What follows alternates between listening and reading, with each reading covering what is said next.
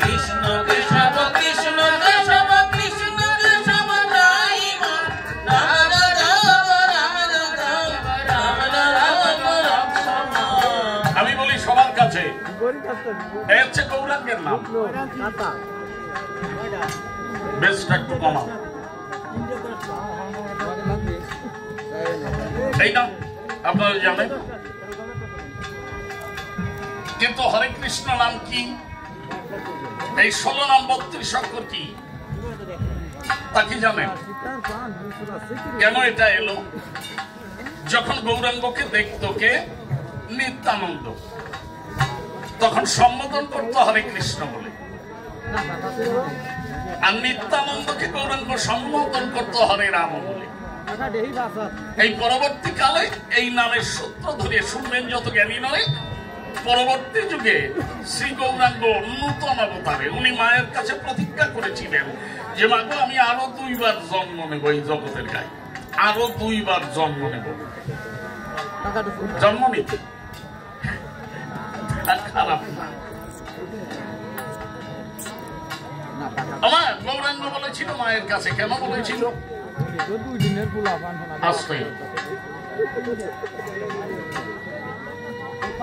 গৌরাঙ্গ যখন সন্ন্যাস নিয়ে চলে যায় অদ্বৈতের গৃহে, নিত্যানন্দ তাকে ফিরায়।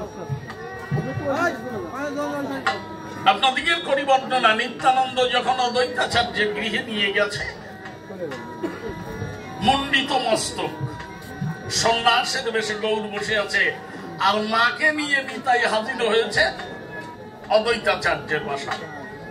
দূর থেকে গৌরাঙ্গের সন্ন্যাস মূর্তি দেখে পরে মা তখন কান্না করে, দেখেছেন? আসতে গৌরাঙ্গ দৌড়ে এসে মায়ের কাছে ডাক দিয়ে বলছো, মা তোমারে করি মানা, মা কাঁদলে সন্ন্যাস হয় না, যে ভূমিকায় আছি আমি সন্ন্যাস ভেঙে দেব, তুমি কেঁদো না। মা করছে মানা, গৌরের কথা বলিস না, মুখটা চেপে ধরেছে। যে বংশের একটা ছেলে সন্ন্যাস নেয় বা ভালো কাজে যায়, ধর্মপথে যায়, সে বংশের 14 পুরুষ গোলকবাসী হয়। আর যে বংশের একটা ছেলে ভালো কাজে গিয়ে ফিরিয়ে আসে বা সন্ন্যাস ভেঙে দেয়, তার 21 পুরুষ নরকে যায়। কাজেই তোরে করি মানা, তোর জন্য তো আমার 21 পুরুষ আমি নরকগামী করতে পারি না। গৌরাঙ্গ বলল, মা তাহলে আমি কি করব? বলে তোকে সন্ন্যাস নিতে হবে। তুমি যে কাঁদছো না, সচি মাতা করলেন বর্ণনা, আমি কাঁদি না, মায়ায় কাঁদে। বাবা রে, আমি শুধু একা কাঁদি না, আমি কাঁদি, ঘরে বৌমা কাঁদবে, আমাদের দুজনের কন্যায় এক বিরহের যমুনার সৃষ্টি হবে। তার ওপারে দাঁড়িয়ে তুই সন্ন্যাসের বাসি বাজাবি না, আমরা এপারে বসে শুনব। বললো, মা তুমি আমাকে এত দিলে, তোমারে আমি জামাই বলি, আজ থেকে বাড়ি যেও, আমি যা যা খেতে ভালোবাসি তোমারে বলি প্রকাশী, মা ছাড়া তো আর কেউ জানে না।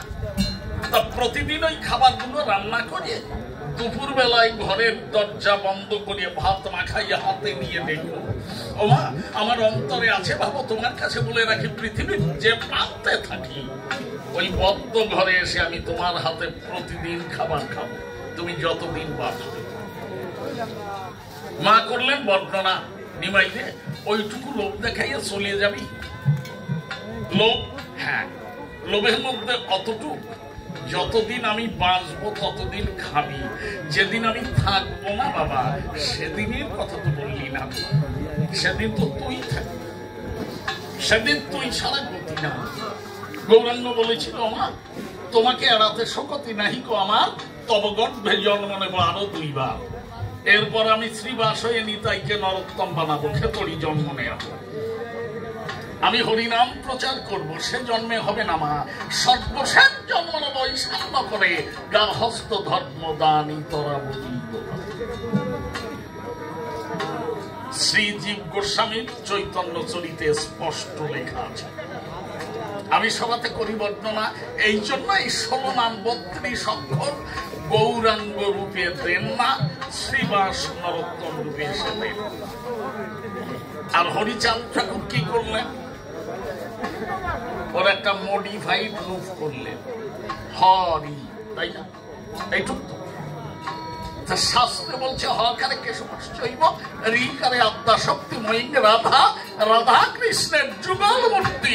এই সত্য হরি নামের মধ্যে বাধা, রাধা কৃষ্ণ প্রীতি প্রেমানন্দে হরি বল। রাধে কৃষ্ণ, জয় হরি বল। তাই বলতে হবে কি